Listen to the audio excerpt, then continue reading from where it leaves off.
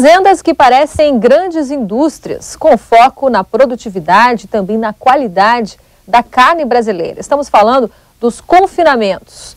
Hoje o AgriBusiness Entrevista é especial e traz um grande empresário desse setor de confinamento, Ricardo de Castro Merola, aproveitando o nosso programa especial, porque neste ano de 2011 realiza a 4ª edição da Interconf, um evento importante aí para o setor. Bem-vindo ao nosso estúdio, ao programa. Muito obrigado pelo convite. É sempre um prazer estar aqui no Canal Rural. Bom, doutor Merola, como é conhecido aí no setor, né, é engenheiro mecânico, na realidade, mas tem uma ampla experiência no agronegócio, e não é só na pecuária, começou na área de grãos, aí também de sementes, né? Conta pra gente um pouquinho da sua experiência, como é que o senhor chegou a esse papel que desempenha hoje? Bom, eu fui para Santa Helena de Goiás em 1976, engenheiro agrônomo, formado em mecânica no Rio de Janeiro. Então, quer dizer, todo o meu aprendizado foi junto ao pessoal de campo da fazenda e ao pessoal da cidade, que eram os engenheiros agrônomos, que me davam sempre o apoio que eu precisava. Com isso eu fui desenvolvendo uma agricultura focada sempre na rentabilidade. O meu objetivo sempre foi lucratividade. Quando eu cheguei no 2º ano de produção de grãos, eu notei que o negócio de grãos, para ser rentável, precisava de agregar valor. Então eu resolvi fundar uma empresa de sementes com o nome de Fartura Sementes. E naquela época eu comecei fazendo sementes que fossem as mais fáceis de fazer, né? Então comecei com soja e arroz. Posteriormente eu descobri uma cultura que hoje está muito falada, né, e muito usada, e naquela época era uma ilustre desconhecida, que é a cultura do sorgo. Tá? Então, junto com a Embrapa, eu consegui fazer a primeira franquia da Embrapa, e naquela época não chamava franquia, chamava parceria. Então, naquela época, nós começamos a produzir sorgo da Embrapa. E fomos por um caminho de muita parceria, né? A Fartura Sementes com a Embrapa, que quando nós chegamos a um determinado ponto, a gente já tinha 24% do mercado nacional de sementes de sorgo híbridas. Então a gente já era o 2º maior produtor de semente de sorgo. Por que o sorgo? Porque eu encarei no sorgo uma cultura muito interessante para fazer o plantio direto. Como eu também entrei no plantio direto muito cedo, eu aprendi lá com o Frank Distra, no Paraná, a fazer plantio de sorgo para fazer palha também. Além de produzir grãos, dar uma certa rentabilidade, ele produzia uma palha durável e de boa qualidade. Então, por isso, o sorgo, que era uma cultura inexpressiva naquela época, praticamente nós tínhamos 2 focos, 2 pontos que produziam sorgo. Era o Rio Grande do Sul, a região de fronteira, e uma região pequena do interior de São Paulo. O resto do Brasil, praticamente, ninguém plantava sorgo. Com o advento, né, e posterior sucesso do plantio direto, o sorgo entrou bem, porque ele entrou, além de fazer uma palha de boa qualidade, produzir mais uma renda extra para o agricultor. E essas pesquisas ocorreram sempre em Goiás? Sempre. Porque imagino que também era um desafio pela aquela questão da característica do Centro-Oeste, que tem toda uma, né, até aquele momento, muito do que se fazia em termos de pesquisa de grãos estava na região sul. Sim. Nós tivemos o apoio, né, sempre da Embrapa. A Embrapa de milho e sorgo, nos apoiando com o sorgo e o milho, né? E a Embrapa arroz feijão com os plantios de feijão irrigado na propriedade. Isso foi também um modelo, né, que eu apostei muito, que foi a irrigação. Em 1979, 3 anos após iniciar os plantios em Goiás, eu já irriguei parte da minha fazenda. Naquela época não tinha pivô central. Então a gente irrigou com um sistema de canhão, tá certo? E já naquela época a gente produzia sementes de feijão, que eram sementes produzidas no inverno, um período que não chovia, só tinha água da irrigação, portanto a semente era de altíssima qualidade, de muito vigor e de muita sanidade. Pecuária era algo menos importante? Não, a pecuária sempre foi muito importante para mim, porque o meu avô, apesar de ser um exalquiano, formado em 1905, um agrônomo, ele também gostava muito da pecuária.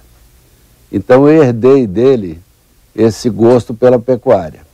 E meu pai também, sempre foi pecuarista, foi um cara que sempre apostou no boi e sempre gostou muito de boi, entendeu? Então eu tenho um lado bastante forte também na pecuária. Bom, quer dizer, praticamente um engenheiro agrônomo da vida aí, né? Acabou Sim. virando depois, porque era a sua vocação mesmo que estava... tinha que ir para a fazenda. Bom, acabei não citando aqui no começo, Ricardo de Castro Merola é o proprietário da Fazenda Santa Fé, atualmente uma marca aí também do confinamento.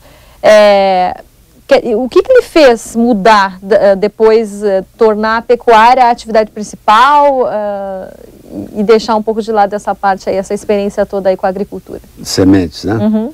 Porque a agricultura eu faço hoje, né, intensivamente, junto com o confinamento. Eu deixei a semente em 99. O motivo foi porque, na época, nós não tínhamos nenhuma chance de ter o transgênico. E eu percebi que o transgênico ia dominar toda a agricultura, né? Então eu resolvi sair do setor por isso. Tá bem, a gente vai retomar esse assunto aí, de que forma que essa ligação da agricultura de que forma ela traz a produtividade e os resultados no confinamento. A gente vai fazer um rápido intervalo e em seguida voltamos. Estamos aqui conversando com o proprietário da Fazenda Santa Fé, Ricardo de Castro Merola, falando, ele que é um importante empresário da área de confinamento. Voltamos já já.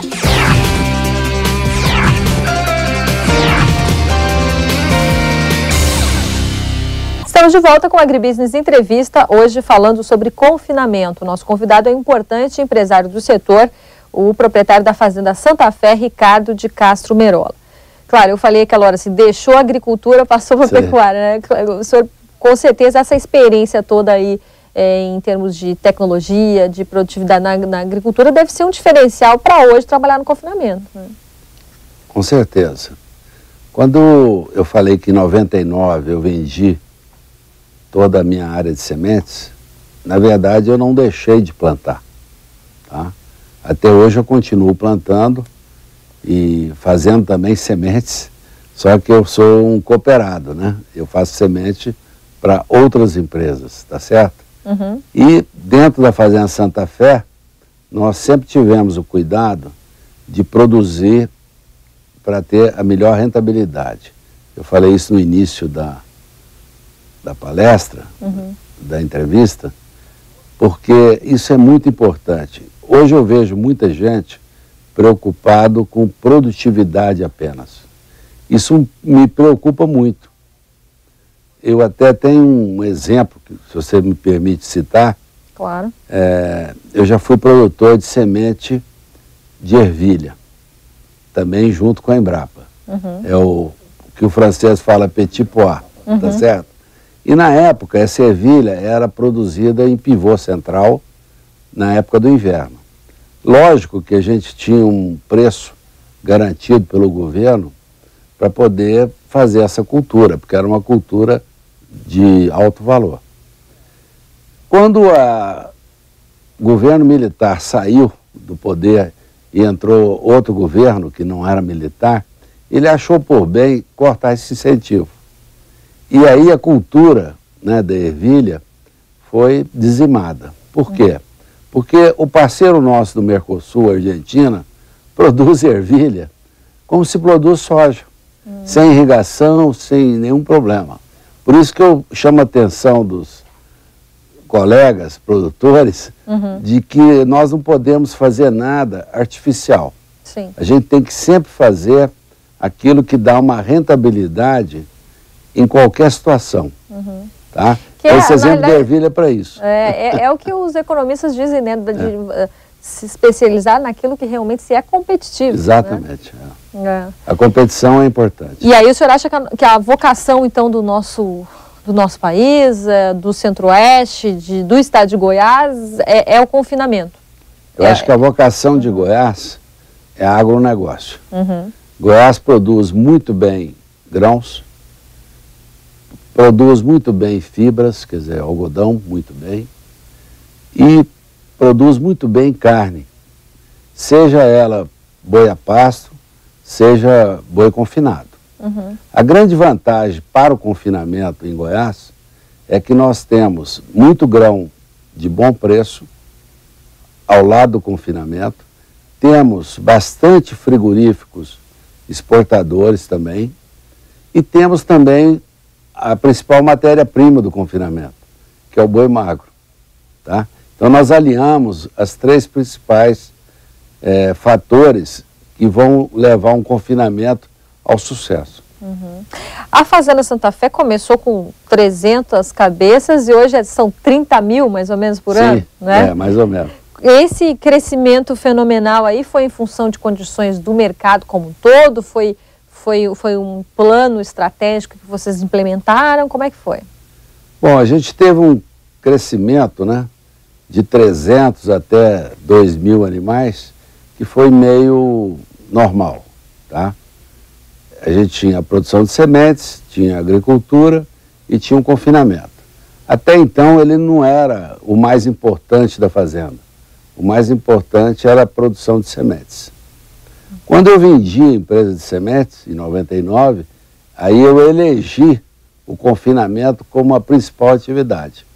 Daí esse crescimento grande de 300 para 30 mil animais.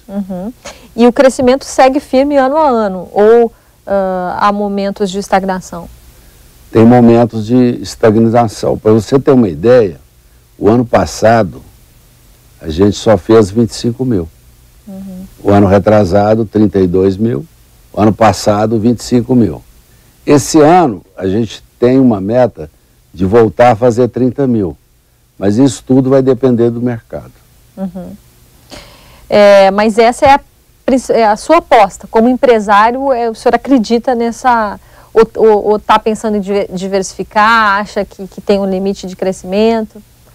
Não, eu acho que o confinamento no Brasil, ele veio para ficar, ele apenas está começando, entendeu? Pra você ter uma ideia, nós temos 2 milhões e pouco de cabeças confinadas. Contra um abate, né, de 40 milhões de cabeças, isso dá 5, 6% do abate total. Isso é muito pouco.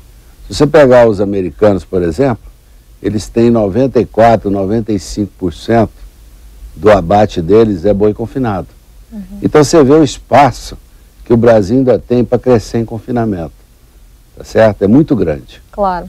Vamos falar mais sobre essas perspectivas aí para o setor de confinamento, para a pecuária brasileira daqui a pouquinho. No último bloco a gente vai para um rápido intervalo e voltamos já já. Hoje estamos conversando com o empresário Ricardo de Cássio Merola, ele que é proprietário da Fazenda Santa Fé. Voltamos já já.